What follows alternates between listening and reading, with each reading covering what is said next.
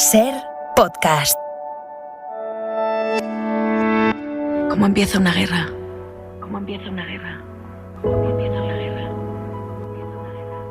Las guerras empiezan mucho antes del primer disparo. Estos fueron los 2 tiros de la fortuna, pero el tercer proyectil venía con tan mal fario que... Entró por su ojo izquierdo y salió por la región parietal derecha. Le reventó el cerebro como un globo de peseta. Hay un poema de Robert Burns. Lo han arreglado. El puente de Talavera. Y qué bonito, señores, que le han quedado. Llegamos a la conclusión de que el problema es el tardocapitalismo. Estaba en la residencia de estudiantes y un amigo arrojó un periódico sobre la mesa. La prensa. ¡Qué maravilla! Lee esto. Es un drama difícil de inventar. El Club de la Escucha. Las mejores historias de los podcasts con Eugenio Viñas. Hoy tenemos aquí cerquita a este promotor del Club de la Escucha, Eugenio. Buenas tardes, buena vesprada, Eugenio. ¿Qué tal? Buenas tardes. Tú eres futbolero, que hemos hablado más de una vez tú y yo, sí, y estarás preocupado por el Valencia, ¿verdad? No quiero hablar de esto. Es que cuando viene alguien de aquí, por ejemplo Arturo Valls, la otra tarde dije, no sé qué, un programa, tal, un proyecto y tal, pero ¿qué va a pasar con el Valencia? Y me respondió lo mismo, bueno, esto ahora no toca. Sí, ahora estamos remando a favor del equipo porque no nos gustaría históricamente bajar a segunda división, pero... Cuidado cómo está el tema, Valencia, Sevilla... Español, o sea, equipos muy grandes, con mucha trayectoria, con una historia y que están ahí en el alambre. Bueno, pero es lo bonito del fútbol, ¿no? La emoción y la polémica y el debate, y para los que juegan, pues la fama, el dinero, la victoria. Luego el fútbol, como casi todo en la vida, como todo, tiene su lado oscuro. Siempre lo ha tenido y lo sigue teniendo. No hablo del caso Negreira, que también, pero vamos a centrarnos en lo de hoy. Que hoy, no, esto es muy serio, son historias de perdedores, pero en el amplio sentido de la palabra. Perdedores en el campo y en la vida. Equipos malditos, jugadores desaparecidos, estadios trágicos, de cuando el fútbol es una cuestión de verdad de vida o muerte. Vamos, de cuando los futbolistas se ponen un brazalete negro por encima de las equipaciones, y ese es el nombre del podcast que hoy tenemos a la ventana, Brazalete Negro. Que es un podcast de Panenka Podcast y Radio Primavera Sound, donde hay terrorismo, hay bombas, es un true crime en torno al mundo del fútbol, y yo creo que sobre todo es una oportunidad, una vez más, que a ti y a mí nos gusta, de utilizar el fútbol para ver la vida con un prisma interesante. En Radio Barcelona, Aitor Lagunas. Buenas tardes, Aitor, ¿qué tal? Hola, ¿cómo estáis? Pues muy contentos de tenerte, la verdad. Bueno, yo lo primero, lógicamente estamos aquí reunidos, uno de Reus, que es una de las pocas ciudades que ha perdido un equipo del fútbol profesional en los últimos 20 años. Esto es muy fuerte, ¿eh? Uno de Valencia y otro de Zaragoza, que soy yo. Así que, Eugenio, os deseo lo mejor para que no paséis por los caminos que está transitando el Real Zaragoza en los últimos 10 años. Gracias por desearme mejor suerte. Oye, Aitor, este podcast Brazalete Negro, lo digo ya para los oyentes, puede no gustarte el fútbol o no interesarte un carajo, pero te interesa el podcast exactamente igual, ¿eh? Hombre, yo pienso que tiene más de true crime que de fútbol. Lógicamente tiene componentes de ambos mundos, ¿no? Y sobre todo tiene la manera de narrar, o queremos traer la manera de narrar del true crime, esto que está tan de moda, ¿no? En todas las plataformas, en todos los formatos, ya sea audiovisual, sonoro, escrito. Bueno, pues traerlo también al mundo del fútbol, que como tú comentabas en la introducción, Carlas, pues lógicamente tiene muchos aspectos brillantes, muchos aspectos pues deslumbrantes, pero también tiene una cara negra, una cara oscura, una cara sombría, y como tú también adelantabas en estas últimas jornadas, pues no nos faltan los argumentos y no nos faltan los hilos a partir de los cuales empezará a ir tirando por ese camino, ¿no? Funesto, negro, oscuro del mundo del fútbol. Pero bueno, nosotros, como decías, tratamos de tener algo de true crime y algo también de fútbol. Yo creo que es difícil que te interese este podcast si no te gusta el true crime, pero sí que puede ser que te interese, aunque no te guste el fútbol. Fíjate, para que lo sepan los oyentes, en los episodios encontramos, antes apuntaba algo Eugenio, encontramos historias de terrorismo religioso, como la masacre de Irlanda-Italia del 94, un episodio sobre agresiones sexuales de futbolistas de élite que aparece Robinho, el exjugador del Madrid, historias de racismo, de la Unión Soviética. Pero esta tarde vamos a centrarnos en 2 jugadores, uno español y otro noruego. Y dado que el sábado jugamos contra Noruega, no sé si sería el Haaland de su época, pero vamos a conocer quién fue un tal Pollinger. Su entrenador que tenía en Vålerenga decía que era un jugador con mucho olfato del gol, que era muy fuerte y rápido. Era un talento bastante notable. Sin embargo, sus cualidades futbolísticas no son las únicas que destacan. Entre tanto pluriempleado, Enger es el único jugador que aparentemente carece de otro trabajo. Y no solo eso. Cuando acaban los entrenamientos y todos se llevan la ropa sudada a casa para hacer la colada, Enger coge su chándal y lo tira a la basura. Al día siguiente siempre aparece con otro nuevo. Los jugadores preguntaban, ¿por qué lo tiras? No vale la pena lavarlos, yo compro más. Además, en el parking de la ciudad deportiva su BMW canta como una almeja. Por si fuera poco, el tipo es un cachondo y en la matrícula de su coche ha colocado P. Enger. Hay que explicar que Penger, además de ser su nombre, es también el término coloquial con el que los noruegos se refieren al dinero. Es decir, pasta, plata o lana, en función del lugar desde donde estés escuchando este podcast. ¿Pero de dónde saca el Penger este mocoso, si precisamente es el único jugador que no tiene otros ingresos?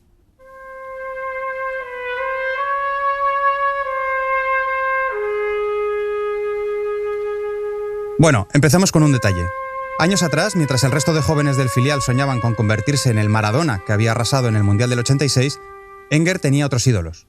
Con 15 años había pagado de su bolsillo un billete de avión a Nueva York para visitar, junto a un amigo del barrio, la ciudad donde se rodó El Padrino.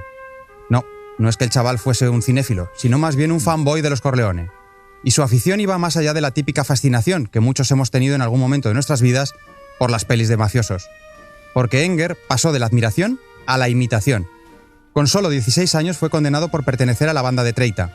El grupo criminal estaba liderado por un maestro de artes marciales de día y extorsionador en los bajos fondos de noche. En aquel entonces nuestro futbolista era solo un adolescente, pero ya había tenido tiempo de montar su propio salón de billar ilegal. O sea que el tipo ya prometía, Sí, pero sí. es que además después no se cortan un pelo. El problema es que Paul no es de los que necesite demasiado para empezar a largar. Ya hemos dicho que la precariedad del fútbol noruego obliga a los jugadores a tener otro trabajo. Enger tiene la poca prudencia de no cortarse a pesar de que 2 de sus compañeros de vestuario son agentes de policía. Los lujos de Paul son demasiado caros para que no arqueen la ceja, así que le someten a un marcaje al hombre. Cada día, al terminar el entrenamiento, le siguen por las calles de Oslo. En poco tiempo le ven gastar grandes sumas en restaurantes caros, relojes de lujo y ropa de marca. No solo eso, los agentes descubren que Paul saca el dinero robando joyerías y dinero en efectivo. Los compañeros de Enger deciden informar a sus superiores. Él, mientras tanto, sigue fardando. ¿Cómo ganaba dinero con sus robos? Él fue el primero de comprar un Porsche en Noruega. Era el único que tenía un Porsche en Noruega en los finales de 80s. Y claro, todos los pijos del otro lado de la ciudad iban a su barrio pobre para ver su Porsche. Los seguimientos al joven Paul se intensifican mientras nadie en el Vålerenga sabe que parte de sus futbolistas están jugando al ratón y al gato. Por la mañana comparten equipo, por la tarde son rivales en el eterno derbi entre Polis y Cacos. Al menos hasta que llega el 11 de junio de 1988. Ese día Paul irrumpe en una joyería de la calle Karl Johan, la más lujosa de Oslo, y roba relojes y joyas por valor de 5 millones de coronas. Con el trabajo de campo de sus compañeros, la policía no tarda en ordenar el registro de su vivienda. Es entonces cuando llega la sorpresa. Fueron a su casa y encontraron todo, efectivo robado, joyería robado, pero también el cuadro de Edvard Munch en la pared, ¿no? No, ese cuadro de Munch todavía no es El Grito, sino El Vampiro, otra obra del considerado mejor pintor noruego de todos los tiempos. El lienzo había desaparecido unos meses atrás cuando un ladrón colocó una escalera al lado de una ventana del museo y sustrajo el cuadro sin problemas. Os suena el método, ¿verdad? Pero no nos adelantemos. Estamos en 1988 y Paul Enger, 21 años, centrocampista ofensivo del Vålerenga, ficha para las siguientes 4 temporadas por el equipo de la cárcel. Aitor, ¿cómo descubrís a este personaje? Es fascinante y es increíble. La verdad es que es un regalito, ¿no? Encontrar gente así que bueno, hay que contextualizarlo. Es un tipo que efectivamente comienza a dar sus primeras patadas a un balón en el Vålerenga, que incluso llega a debutar con el primer equipo, tiene bastante buena pinta, dentro lógicamente del fútbol modesto que es el fútbol noruego a finales de los 80, pero es que además compatibiliza esa afición por el balón también con los objetos ajenos, ¿no? Con joyas, con dinero, con coches, bueno, pues con todo eso que está dentro del submundo de Treita, que es uno de los barrios humildes de Oslo, ¿no? Entonces, un poco esa combinación nos salta en el radar de Brazalete leyendo una pequeña pieza que aparece en The Athletic, en un medio en inglés, que era un perfil bastante completo acerca de este tipo, y luego lo complementamos con la intervención de Paul Odegaard, que es un periodista noruego que hemos escuchado también en los cortes, que vive aquí en España y que nos ha ayudado bastante. Por contextualizar brevísimamente, Aitor, en aquel momento Noruega, ahora nos parece que lo decís en el episodio, un país muy desarrollado, pero en ese momento todavía estaba recuperándose económicamente de los estragos de la Segunda Guerra Mundial y cantaba, ¿no? Todavía más. Quiero decir que un chaval de 18 años era una cosa muy singular, ¿no? Sí, eso es un poco también lo que nos gusta de Brazalete, que es tratar de alejarnos de la anécdota o del caso y tratar de contar algo más del contexto, ¿no? Que un capítulo o un episodio de Brazalete Negro también te sirva para conocer, pues en este caso, por ejemplo, eso, cómo estaba el fútbol noruego, y no solamente el fútbol, sino el país, ¿no? Claro. Y efectivamente uno de los detalles que nos llamaba la atención es cómo de inocente fue la policía, pero es que también Paul Odegaard nos comentaba, es que la policía no estaba acostumbrada a lidiar con bandas criminales, ¿no? Porque Noruega era un país bastante poco poblado, lo sigue siendo, pero sobre todo era un país con muy baja tasa de criminalidad, con mucha inocencia, porque era un país que todavía era un país pobre, no había comenzado a fluir todavía grandes cantidades de dinero procedentes del descubrimiento, pues, de petróleo y de gas en las costas del Mar del Norte. A partir de ese momento, un país que era razonablemente humilde se convierte en un país, pues lo que conocemos ahora, ¿no? Un país que parece, pues, que sea uno de los paradigmas del estado de bienestar, ¿no? Y justo en ese momento, en ese cambio, es donde aparece Paul Enger y esa facilidad para robar no solamente joyas, no solamente dinero, también obras de arte. Bueno, es que, Aitor, déjame, porque tú lo has comentado así un poquito de pasada en el podcast y algún oyente se habrá sorprendido, habrá oído el grito de Munch, todavía no toca, no era el año.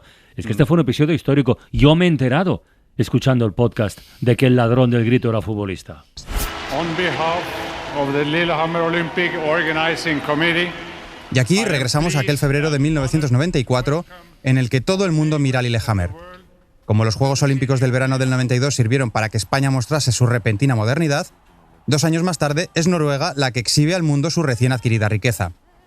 Ya sabéis lo que pasa esa madrugada, pero os lo refrescamos leyendo el ABC.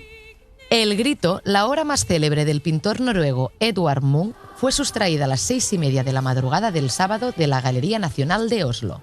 Los ladrones aprovecharon la absoluta ausencia de fuerzas del orden en el edificio, quienes ayer dedicaron todos sus efectivos a cubrir la seguridad en la inauguración de la Olimpiada de Invierno en Lillehammer, para penetrar en la pinacoteca con una escalera que colocaron frente a la sala de la galería. 50 segundos, los suficientes para que la sociedad noruega enmudeciera al conocer el robo de una de las obras más significativas de la historia del arte moderno. Pero si el grito enmudece las bocas de los noruegos, su robo afila los ojos de la policía. Los ladrones los han dejado en ridículo justo en el momento en el que todo el planeta miraba a Noruega. Pero es que además los delincuentes se han tomado la libertad de mofarse de ellos. La policía de Noruega encontró en la Galería Nacional de Oslo, 10 minutos más tarde de sonar la alarma a las 6:30 de la mañana, un papel prendido con un alfiler en el sitio que antes ocupaba el grito de Edvard Munch, con el siguiente texto: «Gracias por la mala seguridad». En Noruega ya se habla del robo del siglo. Hay que ser echado para adelante, ¿eh? Sí. Y chulangas, ¿eh? Para dejar el papel. Sí, era de Oslo, pero parece de Bilbao, ¿no? Paul Enger. Desde luego tenía oficio, con el balón no sé, pero bueno, ya lo de además dejar la notita ya es un poco de extra. Recochineo, ¿no? Sí, bien, pero bueno, el tipo ya había pasado por la cárcel, primero por haber robado otro cuadro de Edvard Munch, volvió a jugar, pero ya en segunda división, es decir, esos 4 años en la cárcel le habían pasado una cierta factura, pero a pesar de ello ya había vuelto a jugar a fútbol y sin embargo seguía teniendo entre ceja y ceja, por lo que parece, el gran cuadro del arte noruego y uno de los cuadros más importantes de la historia del arte, como es el grito de Edvard Munch. Y lógicamente lo que llama la atención es que pudiera acercarse a medianoche, aprovechando que se inauguraban los Juegos Olímpicos de Lillehammer, con una escalera, rompiese una ventana, entrase y se llevase el cuadro como el que se lleva una pizza del supermercado. Yo solo quería decir que es, creo que uno de los pocos cuadros que tiene un emoji, que también, como nos escucha audiencia de todo tipo. Es verdad. Hoy hemos dicho 2 jugadores, uno noruego y uno español, años 70, Murcia, José Luis Ponce. A la carrera futbolística de José Luis Ponce solo le queda un último sprint. Sabe que cuando se retire, su nombre no aparecerá en ninguna lista de los mejores futbolistas de la Liga Española. De hecho, ni siquiera saldrá en el cuadro de honor del Real Murcia, el equipo donde Ponce empezó como juvenil. Estamos a finales de 1974. La directiva le ha pedido que entrene con el grupo por si hiciera falta un defensa veterano con experiencia en campos modestos. Sin embargo, su vida nocturna no le ayuda a ganarse una oportunidad. Cada día que pasa, sus opciones de volver a jugar parecen más lejanas. Pronto tendrá que colgar las botas y cuando lo haga, no tendrá más títulos que 2 piernas llenas de cicatrices y 1000 batallas sobre el barro.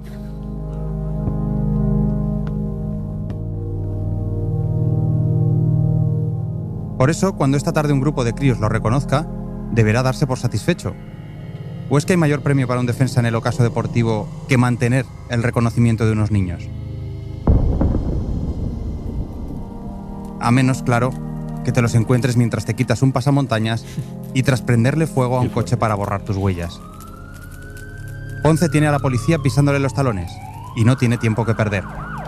El futbolista se sube a otro coche estratégicamente aparcado en un cruce de caminos, pisa el acelerador a fondo y desaparece del lugar a toda prisa.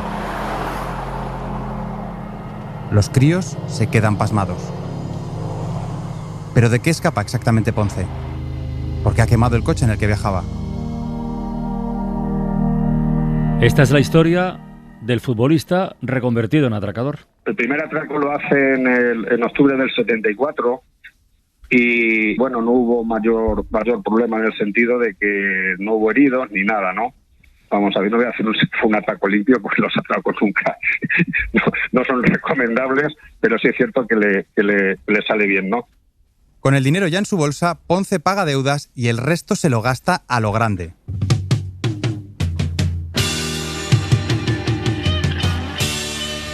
Pocos días después del atraco, se pule casi $500,000 en una finca en Torrevieja, a la que se muda con Purita.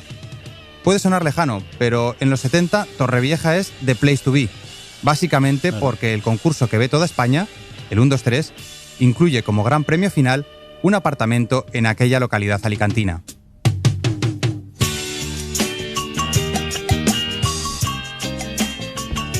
La vida de Ponce es una montaña rusa.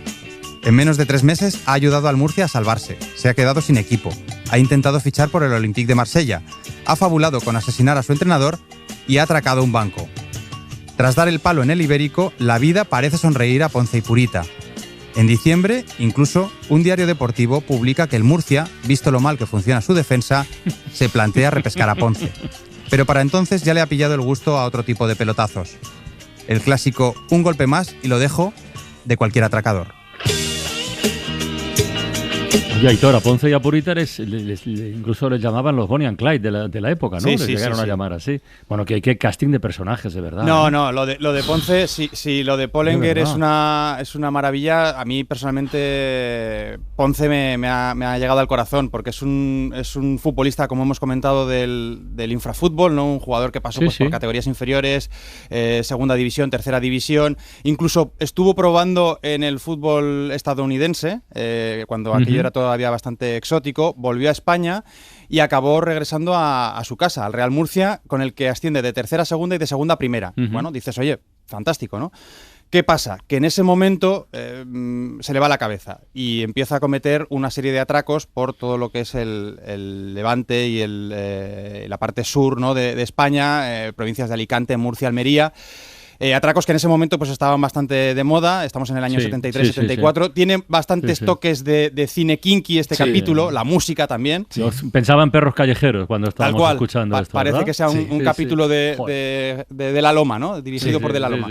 Y entonces, bueno, en el verano del 74 trata de medio engañar al Olympique de Marsella.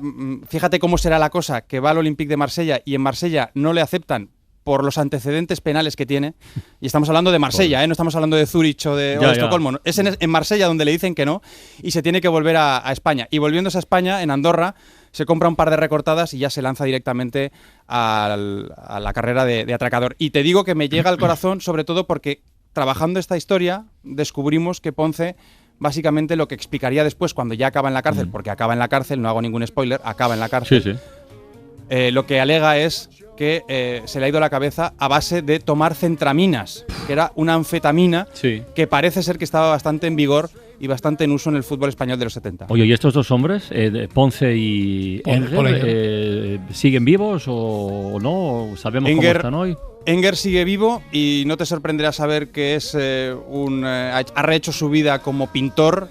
¿Como pintor? Tratando de imitar a Edvard Munch. De hecho, creo que sus acuarelas van bastante cotizadas. Y Ponce, pues lamentablemente falleció hace escasos meses. Bueno. Aitor Lagunas, oye, felicidades por este podcast, Brazalete Negro, porque cuenta unas historias de verdad, como siempre aquí en el Club de la Escucha, maravillosas, la verdad. Bueno, pues Carlas, ha sido un placer y ya sabéis que si en algún momento queréis meterle un poquito de oscuridad y tenebrosidad al mundo del fútbol, aunque ya va sobrado. Ya la tiene. Bueno, pues aquí estamos nosotros también, los de Brazalete Negro, y ha sido un placer compartir este rato de la ventana con vosotros. Dale ánimos otra vez a Eugenio, hombre, que se nos vendrá abajo. Bueno, mira, es que no quiero hablar, está el tema muy negreiro, está mal. Tal cual. Está mal. Un abrazo, Aitor. Un abrazo, Eugenio, hasta la próxima semana. Chao. Suscríbete a La Ventana. Todos los episodios y contenidos adicionales en la app de Cadena SER y en nuestros canales de Apple Podcast, Spotify, iVoox, Google Podcast y YouTube. Escúchanos en directo en la SER de lunes a viernes a las 4 de la tarde. Cadena SER. La radio.